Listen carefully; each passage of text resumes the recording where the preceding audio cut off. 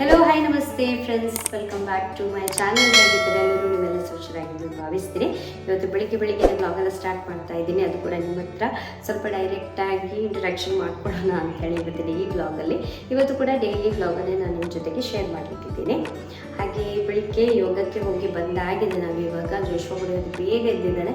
ಇಲ್ಲದ್ರೆ ನಾವು ಬರುವಂಥ ಸಮಯದಲ್ಲಿ ಅವನು ಎದ್ದೇಳೋದಿಲ್ಲ. ಆದರೆ ಇವತ್ತು ಬೇಗ ಎಚ್ಚರಾಗಿದೆ ಅವನಿಗೆ. ಯಾಕಂತ ಹೇಳಿದ್ರೆ ನಾವು ಬೇಗ ಮಲಗ್ಕೊಳ್ತೀವಿ. ಇವಾಗ ಸ್ವಲ್ಪ ಬೇಗ ಮಲಗಿದರೆ ಬೇಗ ಎಚ್ಚರ ಆಗುತ್ತೆ. ಹಾಗೆ ಅವನಿಗೆ ಆ ಒಂದು ರೂಟೀನ್ ಇವಾಗ ಸ್ವಲ್ಪ ಸೆಟ್ ಆಗ್ತಾ ಇದೆ. ಹಾಗೆ ಸ್ವಲ್ಪ ಬೇಗ ಎದ್ದೇಳಿದ್ದಾನೆ. ಹಾಗೆ ಹಸ್ಬೆಂಡ್ ಬಂದು ಸ್ವಲ್ಪ ಹೊತ್ತು ರೆಸ್ಟ್ ಮಾಡ್ಕೊಳ್ತಾ ಇದ್ದಾರೆ. ನಂತರ ಅವರಿಗೆ ಹೊರಗಡೆ ಹೋಗಲಿಕ್ಕಿದೆ. ಇಲ್ಲದಿದ್ದರೆ ಡ್ರೈವಿಂಗಲ್ಲಿ ಅವರಿಗೆ ಸ್ವಲ್ಪ ನಿದ್ದೆಲ್ಲ ಬಂದರೆ ಅಂತೇಳಿ ಸ್ವಲ್ಪ ಹೊತ್ತು ರೆಸ್ಟ್ ಮಾಡ್ಕೊಳ್ತಾ ಇದ್ದಾರೆ. ಹಾಗೆ ನಾನಂತೂ ಬಂದು ಕಿಚನಲ್ಲಿ ನನ್ನ ಡ್ಯೂಟಿ. ನಾನು ಇವತ್ತು ಬೆಳಿಗ್ಗೆ ಎದ್ದೇಳಿದ ತಕ್ಷಣ ಕಡುಬು ಮಾಡಿಕೊಳ್ಳುವ ಅಂಥೇಳಿ ಅಕ್ಕಿಯನ್ನು ನಾನು ನೆನೆಯಲಿಕ್ಕೆ ಇಟ್ಟಿದ್ದೆ ನಿನ್ನೆನೆ. ಅದನ್ನು ಕಡಿದು ನಾನು ಗ್ರೈಂಡರಲ್ಲಿ ಹಾಕಿ ರೆಡಿ ಮಾಡಿ ಇಟ್ಟು ಹೋಗಿದೆ. ಯಾಕಂತ ಹೇಳಿದರೆ ಇನ್ನು ಸ್ವಲ್ಪ ಹೊತ್ತಲ್ಲೇ ಕರೆಂಟ್ ಹೋಗ್ತದೆ ಮತ್ತು ನಮಗೆ ಯಾವುದೂ ಸಹ ಕೆಲಸ ಮಾಡಲಿಕ್ಕೆ ಆಗೋದಿಲ್ಲ. ಹಾಗಾಗಿ ನಾನು ಅದೊಂದು ಏನಂತ ಹೇಳ್ತಾರೆ ಕಡಿಯುವಂಥ ಕೆಲಸ ಆದರೆ ನಮಗೆ ಟೆನ್ಷನ್ ಇರೋದಿಲ್ಲ. ಹಾಗೆ ಇವತ್ತು ನಮಗೆ ಬಂಗುಡೆ ಮೀನು ನಿನ್ನೆ ನಾನು ಮಾಡಿದ್ದೆ, ಗ್ರೇವಿ ಉಂಟು, ಅದರಲ್ಲಿ ಇವತ್ತು ಕಡುಬು ತಿನ್ಕೊಳ್ಳುವ ಅಂತ ಹೇಳಿ.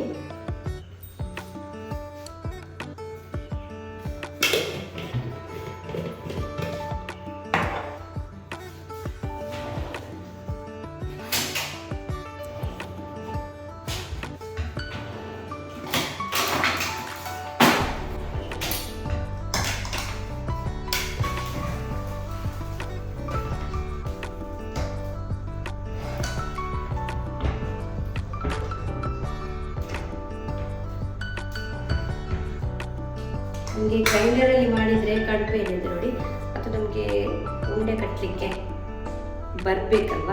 ಸೊ ಅಷ್ಟು ಸ್ವಲ್ಪ ನಾವು ಅದನ್ನು ಬಿಸಿ ಮಾಡಬೇಕಾಗುತ್ತೆ ಹಿಟ್ಟನ್ನು. ಅದನ್ನು ಇವಾಗ ನಾನು ಮಾಡ್ಕೊಳ್ತಾ ಇದ್ದೀನಿ. ಹಾಗೆಯೇ ಫ್ರೆಂಡ್ಸ್, ನಾನು ನಿಮ್ಮ ಜೊತೆಗೆ ಹೇಳಲಿಕ್ಕೆ ಇಷ್ಟಪಡ್ತೀನಿ. ಇವಾಗ ತುಂಬ ಸಮಯದಿಂದ ಅಂತ ಹೇಳಿದರೆ ಒಂದು ಟೈಮಲ್ಲಿ ನಾನು ಬ್ರೇಕ್ ಕೊಟ್ಟಿದ್ದೆ ಹೆಲ್ತ್ ರೀಸನ್ಗೋಸ್ಕರ ಯೂಟ್ಯೂಬಲ್ಲಿ ವೀಡಿಯೋಸನ್ನು ಹಾಕುವಂಥದ್ದು. ಆದರೆ ಇವಾಗ ನಾನು ಪುನಃ ವೀಡಿಯೋಸನ್ನು ರೆಗ್ಯುಲರಾಗಿ ಹಾಕುವಂಥ ಪ್ರಯತ್ನವನ್ನು ಮಾಡ್ತಾ ಇದ್ದೀನಿ. ನನಗೆ ಸಪೋರ್ಟ್ ಬೇಕು. ನೀವು ಸಪೋರ್ಟ್ ಮಾಡಿದರೆ ನನಗೆ ವೀಡಿಯೋಸ್ ಮಾಡುವ ಅಂತೇಳಿ ಒಂದು ಇಂಟ್ರೆಸ್ಟ್ ಬರುತ್ತೆ. ಹಾಗೂ ನನಗೆ ಇಷ್ಟ ಕೂಡ ವ್ಲಾಗಿಂಗ್.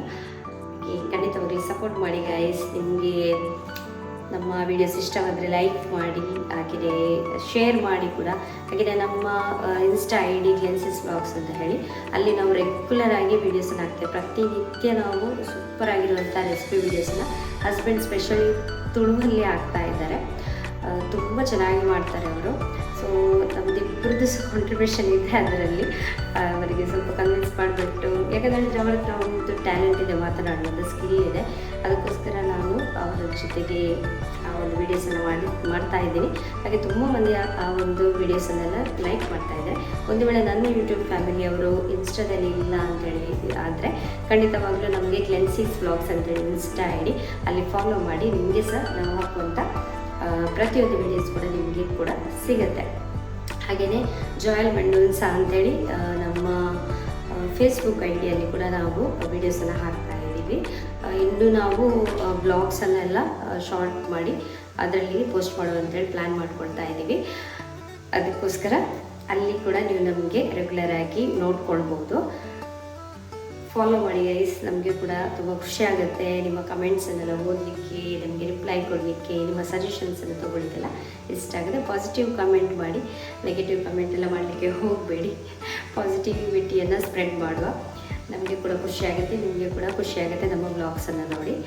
ಹಾಗೆ ಇನ್ನೊಂದು ಏನಪ್ಪ ಅಂತ ಹೇಳಿದರೆ, ನಮ್ಮ ವ್ಲಾಗ್ಸಲ್ಲಿ ನಾವು ಜಾಸ್ತಿಯಾಗಿ ಗಾರ್ಡನಿಂಗ್ ಟಿಪ್ಸನ್ನೆಲ್ಲ ಶೇರ್ ಮಾಡ್ಕೊಳ್ತೀವಿ. ನಾವು ಏನು ಗಾರ್ಡನಿಂಗ್ ಯೂಸ್ ಮಾಡ್ತೀವಿ, ಯಾವುದೇ ಒಂದು ಫರ್ಟಿಲೈಸರ್ ಆಗಿರ್ಬೋದು, ಅದನ್ನೆಲ್ಲ ಆರ್ಗ್ಯಾನಿಕ್ ಆಗಿರೋ ಫರ್ಟಿಲೈಸರ್ ಬಗ್ಗೆ ಜಾಸ್ತಿ ಮಾಹಿತಿಯನ್ನು ಶೇರ್ ಮಾಡ್ಕೊಳ್ಳೋಣ ಅಂತೇಳಿ ನಮ್ಮದು ಇಂಟೆನ್ಷನ್.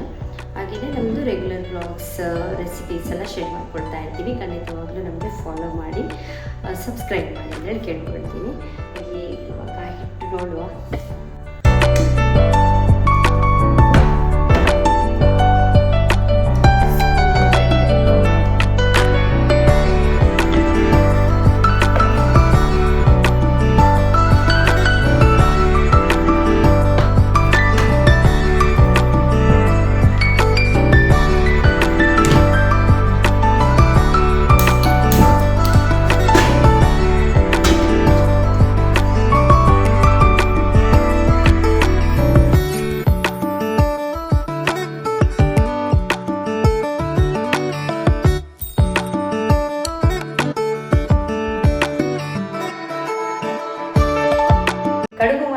ಆಯಿತಾ.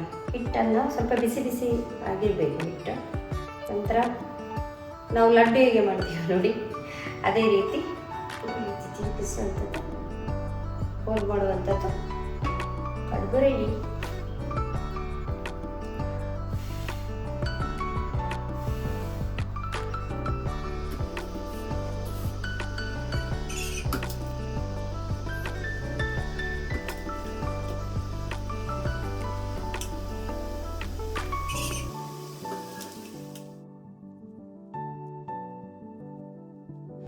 ಇವತ್ತು ಜೋಶ್ವನಿಗೆ ರೇಬಿಸ್ ಇಂಜೆಕ್ಷನ್ ಇತ್ತು, ಲಾಸ್ಟ್ ಡೋಸ್ ಹಾಕಿಸ್ಲಿಕ್ಕಿತ್ತು.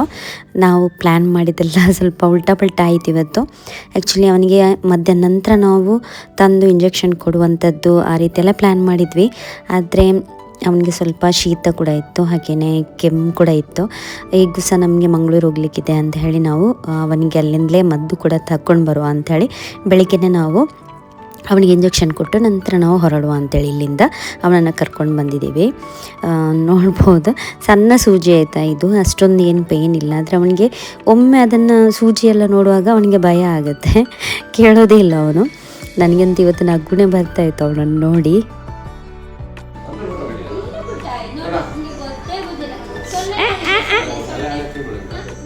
ಪಾಪ ಈಗ ಅವನಿಗೆ ಅಭ್ಯಾಸನೇ ಆಗಿದೆ. ಇಂಜೆಕ್ಷನ್ನ 4 ಡೋಸ್ ಇತ್ತು ಅವನಿಗೆ, ಅದು ಕೂಡ 2 ಕೈಗೆ ಸಹ ಅವರು ಸ್ವಲ್ಪ ಸ್ವಲ್ಪ ಕೊಡ್ತಾರೆ. ಈಗ ಅವನು ಸರಿಯಾದ ನೋಡ್ಬೋದು. ಹಾಗೆ ಸ್ವಲ್ಪ ಹೊತ್ತು ಮಾತ್ರ ಅವನಿಗೆ ಭಯ ಇರುತ್ತೆ, ಮತ್ತು ಅವನು ಅಷ್ಟೊಂದು ಭಯ ಪಡೋದಿಲ್ಲ, ಅವನಿಗೆ ಅದು ನೆನಪಿಸೋದಿಲ್ಲ ಅದರದ್ದು. ಹಾಗೆ ಇವತ್ತು ನಾವು ಮಂಗಳೂರಿಗೆ ಹೋಗ್ತಾ ಇದ್ದೀವಿ ಅಂಥೇಳಿ ತುಂಬ ಖುಷಿ ಅವನಿಗೆ. ಓಕೆ, ಇವಾಗ ಜೋಶ್ವಾ ಇಂಜೆಕ್ಷನ್ ಆಯಿತು. ಜೋಶ್ವಾ ನಿಂಗೆ ಇಂಜೆಕ್ಷನ್ ಆಯ್ತಲ್ಲ. ವಾವ್, ಇಂಜೆಕ್ಷನ್ ಆಯ್ತಲ್ಲ, ತೋರಿಸು ಹೇಗೆ ಆಯ್ತು. ನೋವಾಯ್ತಾ? ಎಲ್ಲೆಲ್ಲ ಕೊಟ್ಟರು? ಎಂತ ಮಣ್ಣಲ್ಲಿ ಬಿಡುದು? ಇಲ್ಲಿ ಹೇಳ್ತೀವಂತೆ. ಇಲ್ಲ, ಇಲ್ಲಿ 2 ವಾಚ್ ತೋರಿಸು. ಕಲರ್ ವಾಚ್ ಹೀಗೆ ತೋರಿಸು. ಅಲ್ಲಿ ತೋರಿಸು, ಹೀಗೆ ತೋರಿಸು, ಹೀಗೆ ತೋರಿಸು ಮಾರಾಯ, ಹೀಗೆ ತೋರಿಸು. Wow, super. ನಾವು ಮಂಗಳೂರಿಗೆ ಬರೋದಾದರೆ ತುಂಬ ಕೆಲಸವನ್ನು ಒಟ್ಟಿಗೆ ಒಂದೇ ದಿನ ಮುಗಿಸುವಂಥ ಪ್ರಯತ್ನದಲ್ಲಿ ಬರೋದು. ಹಾಗೆ ಜೋಶ್ವನಿಗೆ ಕರ್ಕೊಂಡು ಬಂದರೆ ನಮಗೆ ಲಂಚ್ ಸ್ವಲ್ಪ ಸ್ಪೆಷಲ್ ಆಗಿ ಇರುತ್ತೆ. ಅವನು ಇಲ್ಲದಿದ್ದರೆ ಕೇಳೋದಿಲ್ಲ. ಹಾಗೆಯೇ ಅಪರೂಪ ಅಲ್ಲ ಅಂತ ಹೇಳಿ ನಾವು ಕೂಡ ಅವನಿಗೆ ಸ್ವಲ್ಪ ಹೊರಗಡೆ ಕರ್ಕೊಂಡು ಹೋಗುವಂಥದ್ದು. ಇವತ್ತು ನಾವು ಹೌಮಿಂಗ್ ಅಂಥೇಳಿ ಒಂದು ರೆಸ್ಟೋರೆಂಟ್ ಇದೆ, ಚೈನೀಸ್ ರೆಸ್ಟೋರೆಂಟ್. ತುಂಬಾ ಚೆನ್ನಾಗಿದೆ ಆಯಿತಾ. ಇಲ್ಲಿ ನಾನು ಫಸ್ಟ್ ಬರುವಂಥದ್ದು, ಫಸ್ಟ್ ಟೈಮ್. ಆದರೆ ಇಲ್ಲಿದ್ದು ಫುಡ್ ಬಗ್ಗೆ ನಾನು ತುಂಬ ಕೇಳಿದ್ದೀನಿ ಕೂಡ. ಆದರೆ ನಮಗಂತೂ ತುಂಬ ಜೋರಾಗಿ ಹಶ್ವಾಗ್ತಾ ಇತ್ತು. ಜೋಶ್ವನಿಗಂತೂ ತುಂಬ ಜೋರಾಗಿ ಹಶ್ವಾಗ್ತಾ ಇತ್ತು. ಹಾಗೆ ಮಕ್ಕಳಿಗೆ ಗೊತ್ತಿದೆಯಲ್ವಾ, ಹೊರಗಡೆ ರೆಸ್ಟೋರೆಂಟ್ ಇದೆಲ್ಲ ಊಟ ಎಲ್ಲ ತುಂಬ ಚೆನ್ನಾಗಿ ಸೇರುತ್ತೆ. ಮನೆಯಲ್ಲಿ ಯಾವ ಥರ ಮಾಡಿಕೊಟ್ರೂ ಕೂಡ ಅದು ಸೇರೋದಿಲ್ಲ. ಹಾಗೆ ನನಗೆ ವಿಚಿತ್ರ ಆಗುವಂಥದ್ದು, ಇವನಿಗೆ ಊಟನೇ ಇಷ್ಟ ಇಲ್ವಾ, ಅಥವಾ ಕೆಲವೊಮ್ಮೆ ಹೊರಗಡೆ ಊಟ ಮಾಡುವಂಥದ್ದು ನೋಡಿದರೆ ರೆಸ್ಟೋರೆಂಟಲ್ಲೆಲ್ಲ ಸುಮ್ಮನೆ ನಾಟಕ ಮಾಡ್ತಾನೋ ಅಂಥೇಳಿ ಆ ಥರ ಅನಿಸೋದು ನನಗೆ. ಹಾಗೆ ಇಲ್ಲಿ ನಾವು ಮ್ಯಾಂಚೋ ಸೂಪನ್ನು ಆರ್ಡರ್ ಮಾಡಿದ್ವಿ. ಬೇರೆ ಫುಡ್ ನಾವೇನು ಆರ್ಡರ್ ಮಾಡಿದ್ವಿ ನೋಡಿ, ನಮಗೆ ಅವರೇ ರೆಕಮೆಂಡ್ ಮಾಡಿದ್ರು. ಅವರಿಗೆ ಆದರೆ ಕರೆಕ್ಟ್ ಗೊತ್ತಿರುತ್ತಲ್ವ ಯಾವುದು ಚೆನ್ನಾಗಿರುತ್ತೆ ಅಂಥೇಳಿ ನಾವು ಅವರ ಹತ್ರನೇ ಕೇಳಿಬಿಟ್ಟು ನಾವು ಅದನ್ನೇ ಆರ್ಡರ್ ಮಾಡಿದ್ವಿ. ಹಾಗೆ ನನಗೆ ಈ ಹಸುವಿನ ರಭಸದಲ್ಲಿ ನನಗೆ ಯಾವುದು ಸಹ ಹೆಸರು ನೆನಪಿಲ್ಲ, ಸಾರಿ. ನೀವು ಅಲ್ಲಿ ಹೋಗಿ ಒಮ್ಮೆ ನಿಮಗೆ ನೀವು ಅಪರೂಪಕ್ಕೆ ಇಲ್ಲಿ ಮಂಗಳೂರೆಲ್ಲ ಹೋದರೆ ತುಂಬ ಚೆನ್ನಾಗಿದೆ ಆಯಿತಾ ರೆಸ್ಟೋರೆಂಟ್. ಫುಡ್ ಕೂಡ ಒಳ್ಳೆಯದಿದೆ.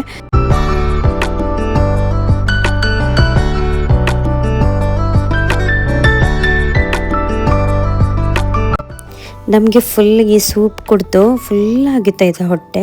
ಹಸ್ಬೆಂಡಿಗಂತೂ ನನಗೆ ಮೇನ್ ಕೋರ್ಸ್ ಬೇಡವೇ ಬೇಡ ಅಂಥೇಳಿ, ನಾನು ಒಬ್ಬಳೇ ಹೇಗೆ ತಿನ್ನೋದಲ್ವಾ. ಹಾಗೆಯೇ ಉಳಿದ್ರೆ ಕೂಡ ನಾವು ಪಾರ್ಸೆಲ್ ಮಾಡಿದರೂ ಕೂಡ ನಮಗೆ ಇನ್ನೂ ಸಹ ಕೆಲಸ ಇದೆ ಮಂಗಳೂರಲ್ಲಿ. ಸಂಜೆ ನಾವು ಆಗುತ್ತೆ ಹೋಗುವಾಗ, ಅದು ಚೆನ್ನಾಗಿರೋದಿಲ್ಲ ಮನೆಗೆ ಕೊಂಡೋದ್ರೂ ಕೂಡ ಅಂಥೇಳಿ ನಾವು ಮೇನ್ ಕೋರ್ಸನ್ನೇ ಮಾಡಲಿಲ್ಲ. ನೀವು ಸಹ ಹೀಗೆ ಕೆಲವೊಮ್ಮೆ ಮಾಡಿದ್ದೀರಾ ಅಂಥೇಳಿದರೆ ಚೆನ್ನಾಗಾಗೋದಿಲ್ಲ ಆಯಿತಾ. ನಾವು ಕೇವಲ ಸ್ಟಾರ್ಟರ್ಸನ್ನು ತಿನ್ಕೊಂಡು ಬರೋದು. ಆದರೆ ಏನು ಮಾಡೋದು, ಒಬ್ಬಳಿಗೆ ತಿನ್ನಲಿಕ್ಕೆ ಅಷ್ಟೊಂದು ಕ್ವಾಂಟಿಟಿಯಲ್ಲಿ ಬರುವಾಗ ಆಗೋದಿಲ್ಲ. ಸುಮ್ಮನೆ ವೇಸ್ಟ್ ಮಾಡೋದು ಬೇಡ ಅಂಥೇಳಿ ನಾನು ಮಾಡಲಿಲ್ಲ.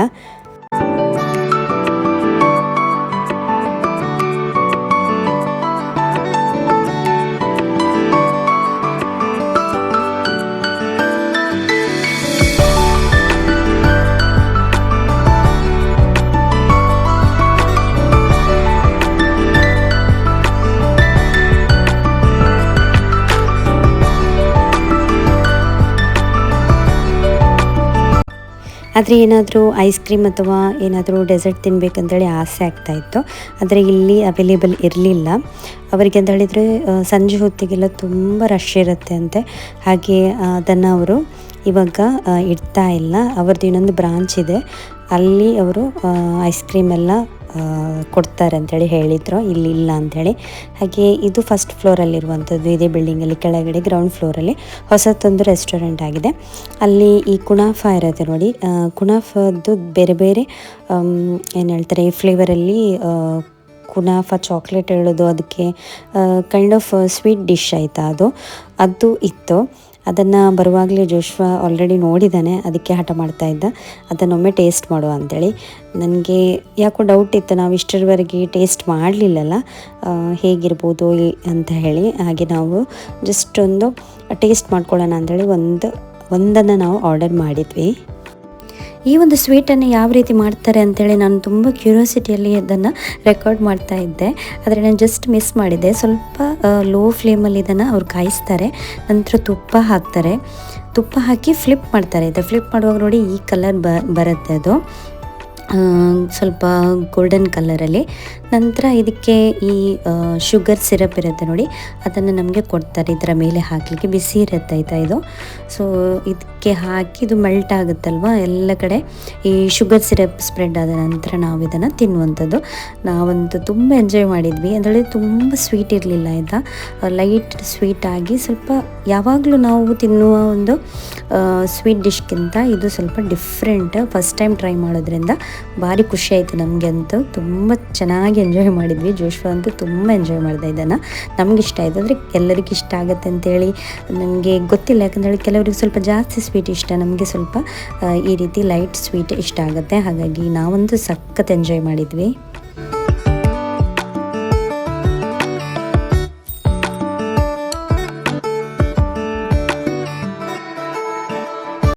ನಂತರ ನಮಗೆ ಇನ್ನೂ 2-3 ಕೆಲಸ ಇತ್ತು.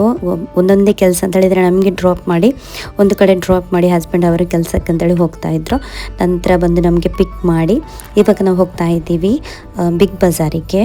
ನಾವು ತುಂಬ ರೇರ್ ಆಯಿತಾ ಬಿಗ್ ಬಜಾರಿಗೆ ಹೋಗೋದು, ಆದರೆ ಇವತ್ತು ಹೋಗ್ತಾ ಇದ್ದೀವಿ. ಯಾಕಂತ ಹೇಳಿದರೆ ನಮಗೆ ಯೋಗ ಮ್ಯಾಟ್ ಬೇಕಿತ್ತು, ನನಗೆಲ್ಲ ಹಸ್ಬೆಂಡಿಗೆ.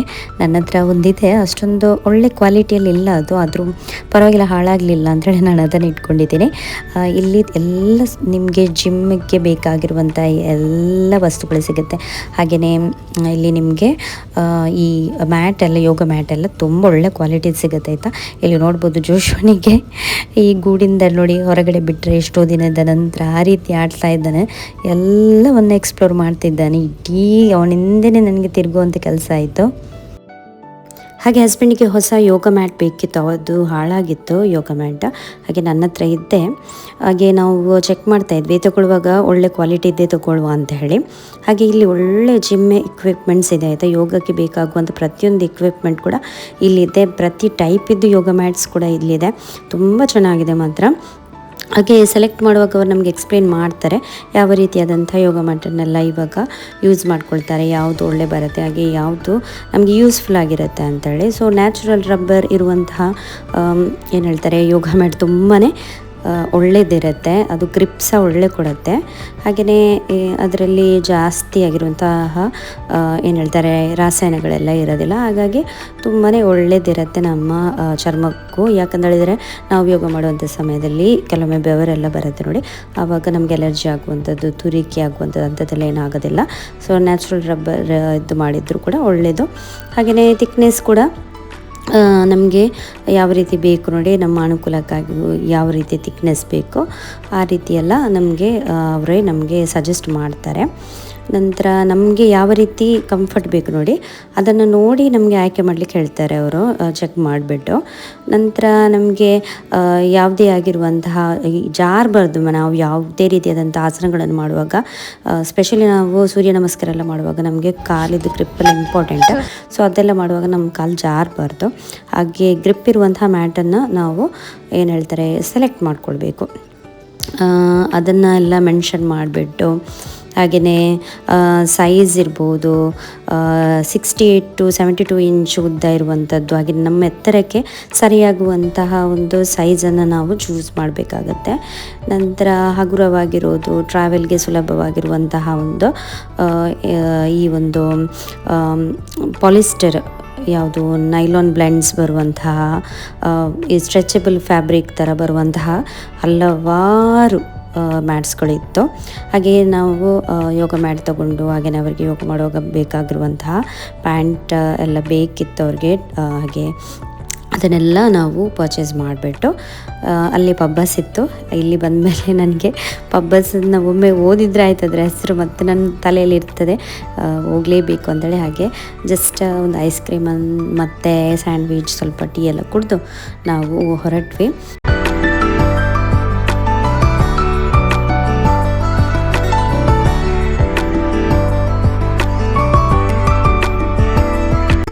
ಬಾಕಿ ಎಲ್ಲ ಕೆಲಸ ನಮ್ಮದು ಇವತ್ತು ಫಿನಿಶ್ ಆಯಿತು. ಫೈನಲ್ ಆಗಿ ನಾವು ಅದೇನೋ ಹಾಸ್ಪಿಟಲ್ಗೆ ಬಂದ್ವಿ. ಇವತ್ತಿನಿಂದ ಜಶ್ವನ್ಗೊಂದು ಕರೆಕ್ಟ್ ಆಗಿರುವಂಥ ಒಂದು ಪೀಡಿಯಾಟ್ರಿಕ್ ಡಾಕ್ಟರನ್ನು ಪ್ರತಿ ಸತಿ ಒಬ್ಬರೇ ಡಾಕ್ಟ್ರನ್ನ ಕನ್ಸಲ್ಟ್ ಮಾಡ್ಕೊಳ್ಳೋಣ ಅಂತ ಒಂದು ಇಂಟೆನ್ಷನಲ್ಲಿ ಡಿಸೈಡ್ ಮಾಡಿಬಿಟ್ಟು ಡಾಕ್ಟರ್ ಮಾರಿಯೋ ಅಂತ ಹೇಳಿ ನಾವು ಇಲ್ಲಿ ಅವರ ಹತ್ರ ಕನ್ಸಲ್ಟ್ ಮಾಡಿದ್ವಿ. ಅವನಿಗೆ ಸ್ವಲ್ಪ ಕಫ ಹಾಗೂ ಶೀತ, ಇವಾಗಿನ ವೆದರಿಗೆ ನೋಡಿ ವೈರಲ್ ಇನ್ಫೆಕ್ಷನ್ ಆಗಿತ್ತು, ಅದಕ್ಕೆ ಇಲ್ಲಿ ಕರ್ಕೊಂಡು ಬಂದ್ವಿ.